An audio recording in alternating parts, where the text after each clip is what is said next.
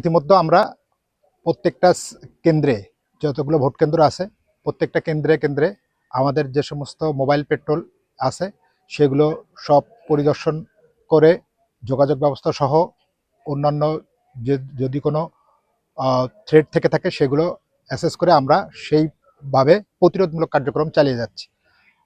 আজকে আমরা এই যে রোবোস্ট পেট্রোলিং এবং মোবাইল পেট্রোলিংয়ের মাধ্যমে সকল জায়গা আমরা ভোট কেন্দ্রগুলো পরিদর্শন করে আমরা এখন এই সরকারি শহীদ সোহরাওয়ার্দী কলেজের সামনে এসেছি। সো নিরাপত্তা ব্যবস্থা আমাদের কাছে যথেষ্ট ভালো মনে হচ্ছে এবং যাতে আমরা এইটা ধরে রাখতে পারি নির্বাচন পর্যন্ত সেই ব্যবস্থা র্যাবের পক্ষ থেকে নেওয়া হয়েছে। পিরোজপুর জেলায় আসলে কতজন সদস্য আপনাদের টহলে আছে এবং জেলার যে ঝুঁকিপূর্ণ যে কেন্দ্রগুলো রয়েছে সেগুলোর অবস্থা কি এবং এই বিষয়ে আমাদেরকে একটু যদি জানাতেন।